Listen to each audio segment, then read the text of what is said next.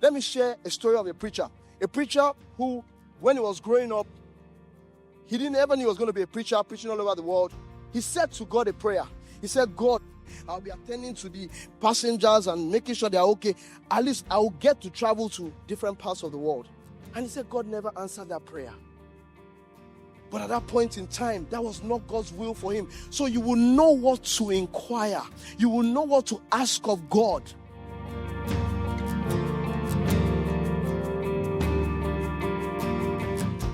Welcome to church. My sermon this morning is titled, One Thing. Can you say to your neighbor, one thing? One thing. Not many things, but one thing. And my text is taken from Psalm 27, verse 4.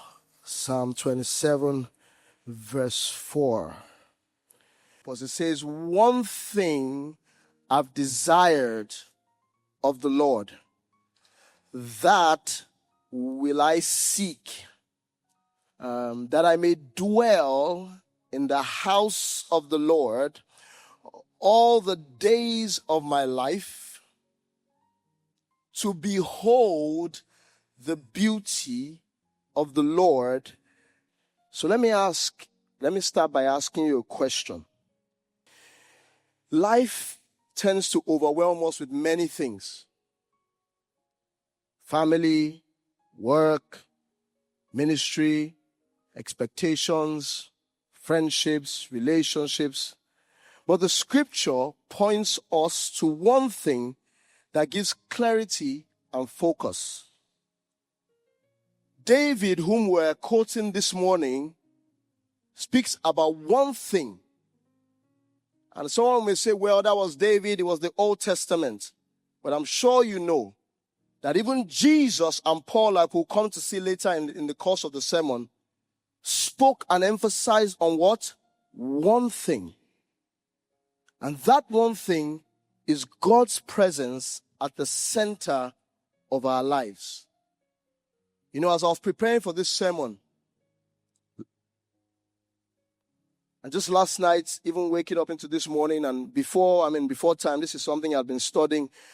But I was saying to myself, what if I came this morning with enticing words that I probably might have, which I don't know if I have, and his presence was not backing all what I was saying?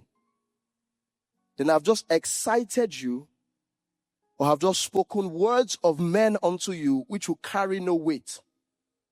So I said, Lord, I cried out to the Lord, and I said, Lord, let the words I speak be not my words, but your words, so that even me, the vessel, will be changed and transformed by these words from now that I'm studying them. And that's what I've been on.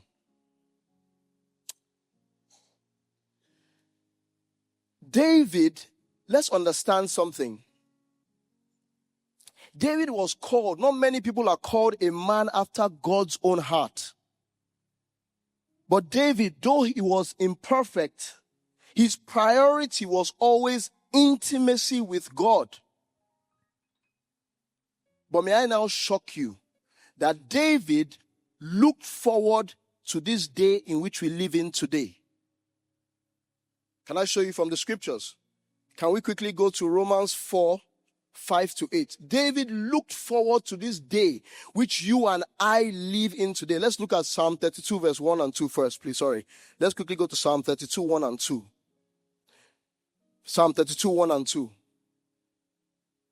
It says, blessed is he whose transgression is forgiven, whose sin is covered. David could not understand how God was just going to bestow righteousness. And why do you and I have righteousness? It's because of what Jesus had done. That's why you and I are created in God's perfect righteousness and holiness. I'm not trying to be righteous. I'm already righteous. So what you see me living out is who I already am. And where the devil deceives you and I a lot of the time is that he says, you did this yesterday, you're no longer righteous. Who told you that? How many times did the Holy Spirit come and say, who has told you these things? Romans 4, 5-8. Romans 4, 5-8. Let's see Paul expounding what he said. But to him who does not walk, but believes on him who justifies the ungodly, his faith is accounted for righteousness. So you and I, our faith is accounted for righteousness. Just as David, look at what Paul is now saying again. He said, just as David described the blessedness of the man to whom God imputes righteousness. This is you and I. Not any strange person. Not one who has fasted for 20 years and 10 years, but you and I who are seated, who have given our lives to Christ.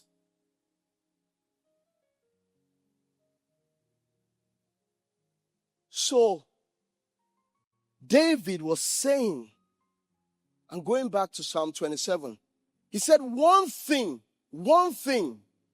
his focus was a one thing. It wasn't many things. One thing was his priority. He says, one thing have I desired. When you think of the word desire, it means to crave, to long for, to set your heart on. So guess what? David had what we call a spiritual hunger. And it's okay to say, God, I don't have that hunger. Then you can pray about it and say, God, create in me a hunger for you and a hunger for your presence.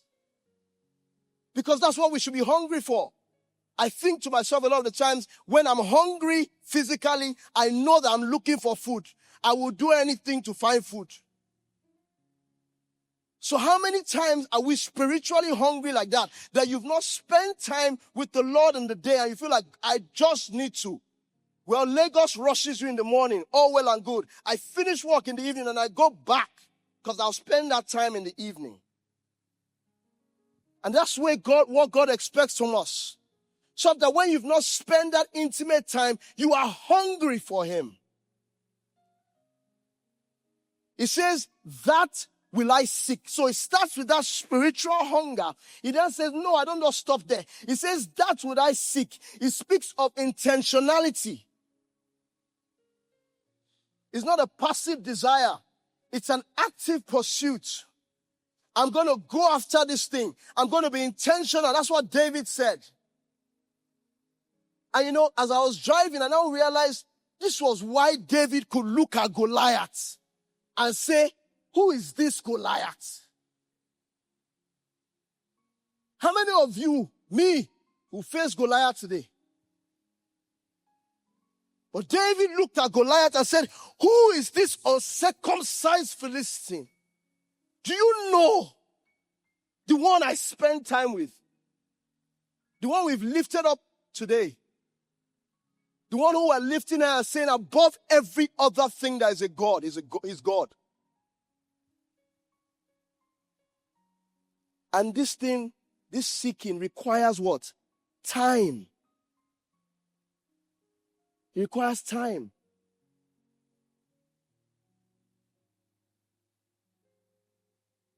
My friends would always say to me, Damilola, I know that if you like something, you would find a way.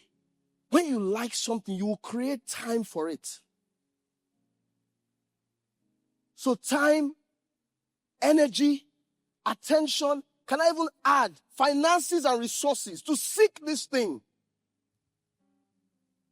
I remember when we were much younger in this church, and one of the deacons is not here today, came to come and talk to us back then. And he said, you people must invest in tapes, books, CDs. You must buy these things. Go to Latana, go and invest. We still remember it today, remember? We went to Latana. We bought books. We bought CDs. It will require resources as well because you invest in it. Have all types of Bibles to read from, to compare notes, to understand things. But not just reading the letter, because the Spirit must give inspiration to the letter. He then says what? After he says, I will seek, he says that I may dwell in the house of the Lord. And I started to say, it's good. We'll just come and stay in church Sunday to Sunday. We'll not go anywhere. We'll just stay here. No. That's not a bad thing, by the way. There was a woman, I'm sure you remember in the Bible, who stayed day and night praying, waiting for Jesus to come, and that was what she did. But here, what David is describing is not that. When he says, I will dwell in the house of the Lord, what he's referring to is that his presence will always be with me and follow me everywhere I go. That I may dwell in his presence. His presence goes with me. So when I'm living today, church, Sunday, Monday to Friday to Saturday, the same way you see me on this pulpit is the same way I am Monday to Saturday. No difference. Because why? I acknowledge and I'm aware of his presence.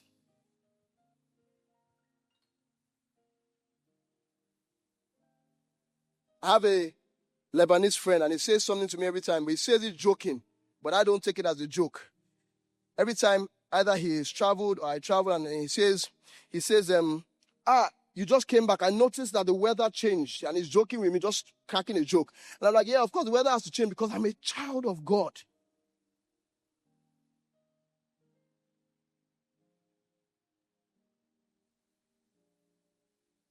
So David, when he speaks about dwelling in the house of the Lord, he's talking about living consciously aware of his presence.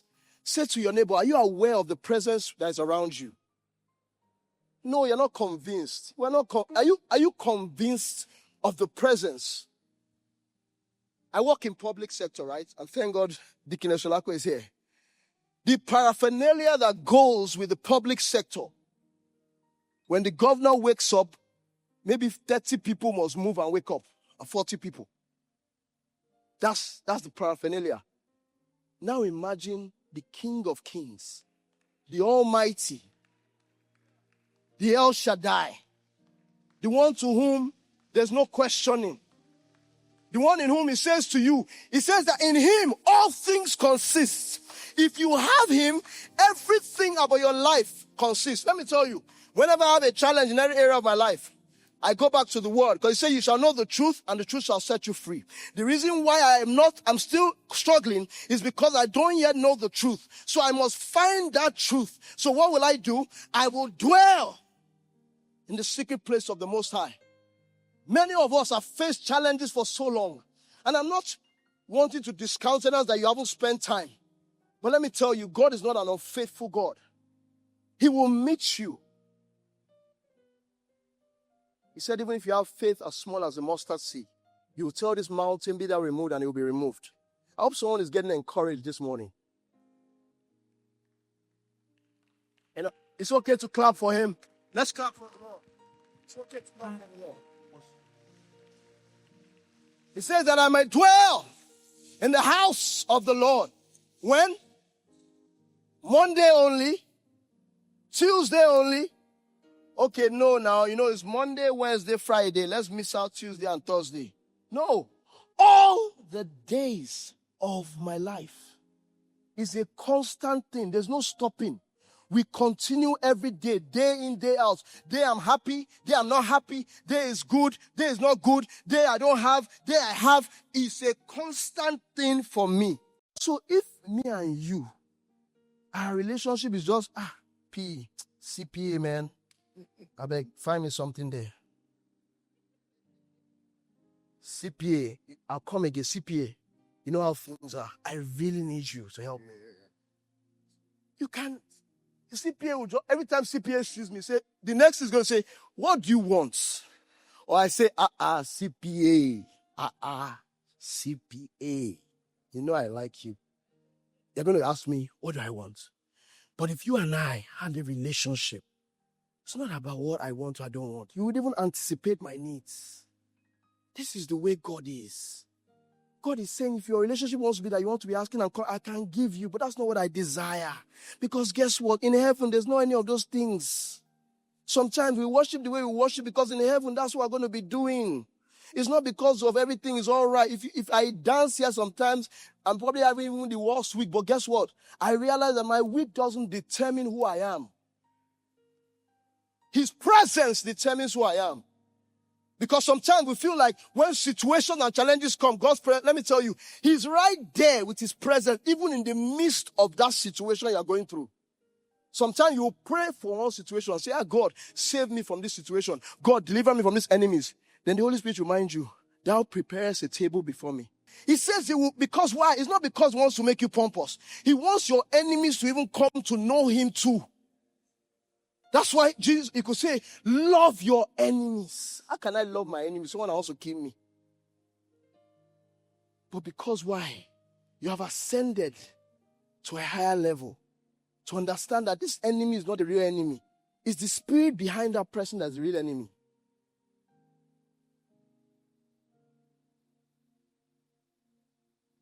Then what does the final part speak to?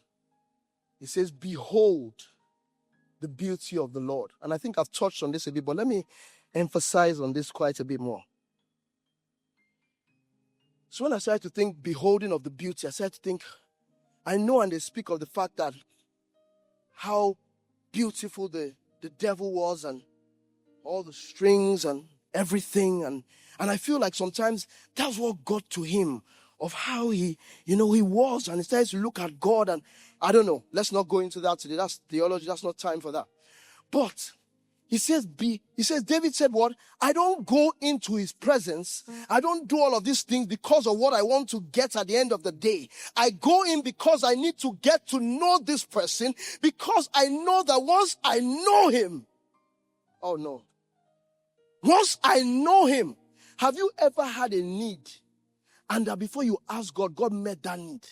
You were just thinking, God, I'm thinking about this thing. All of a sudden, has it happened to you before? Anybody in the house? What does that tell you? Is it until you ask God that God will give you? What if you and I are asking God for things that unbelievers don't pray for? Ask me for souls. Ask me for nations. Ask me for territories. I will provide resources. It says, seek me first. And what? Every other thing will be added. This is the principle of the kingdom. Do I live it every day? Maybe not, but I'm doing my best to say, Lord, this is what you require of us. So you behold him. You behold his beauty. You imagine how his splendor, how glorious is it. Jesus said, fix your gaze on me. In the Old Testament, all they had to do was look at the serpent. And when they looked at the serpent, they were healed. They didn't do any prayer, no kabashing. All they did was behold him. And Jesus says, fix your eyes on me, the author and the finisher of your faith. There's something about beholding. I mean, I'm a man, but let me lose Adeolu and Alicia. The more you look at her, the more you keep looking at her, the more beautiful she becomes. The more you begin to look like each other, say, you guys look alike. How come? Because you've been beholding. That's the same thing with God. The more we behold him, the more we spend time with him, the more we resemble him, and the more we carry his authority and walk in the authority. See, sometimes you may climb the pulpit and be very bold, but still you're humble. But guess what? It's because there's a spirit behind you that comes upon you. And that spirit doesn't leave when you leave the pulpit. It goes with you. But you recognize that I function in different spaces and different spheres with his presence. And when he says, after you have beheld his beauty, he says you then inquire in his temple. What does it mean? It means that you then know what to ask for. Sometimes we're asking God for something and God is thinking, how can you? Let me share a story of a preacher. A preacher who, when he was growing up, he didn't ever knew he was going to be a preacher, preaching all over the world. He said to God a prayer. I'll be attending to the passengers and making sure they're okay. At least I'll get to travel to different parts of the world. And he said God never answered that prayer. And I was praying a prayer to just be. I'm not saying there's anything wrong in that. But at that point in time, that was not God's will for him. So you will know what to inquire. You will know what to ask of God. Because why? You have beheld him. You have understood him. You have known him for who he truly is. As we begin to round up, you also remember Jesus. Mary and Martha. It says, Martha, Martha, Martha, you are worried about too many things. And if it was you and I, it's true. Jesus is in my house. I need to serve him. And what did Jesus say? He says, Mary has found out what? One thing. And it will not be what? Taken away from her. Do you remember what Paul said in Philippians 3:13-14? He says, Paul said, one thing I do, forgetting what is behind and pressing towards the utmost goal. I love what Paul said once. Paul said, I count everything as dung. He said, if anybody has qualifications, come and ask me. If anybody has qualifications, let's read it together. Brethren, I do not count myself to have apprehended, but one thing I do, forgetting those things which are behind and reaching forward to those things which are ahead. It's about choosing intimacy with God as a central focus of our lives. For David, he was dwelling in God's presence. For Mary, he was sitting at Jesus' feet. For Paul, he was pursuing Christ with everything. For Jesus, our ultimate mentor and role model, he was always looking to the Father. For he only did what he saw his Father doing. What is my one thing? Ask yourself, what is my one thing? Say that to yourself. What is my one thing?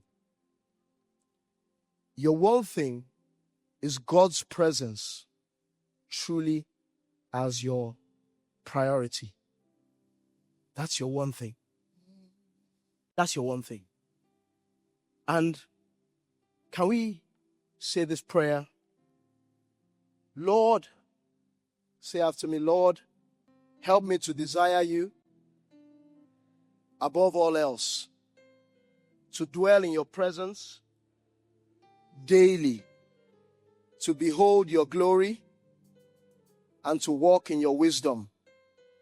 May our lives reflect this one thing.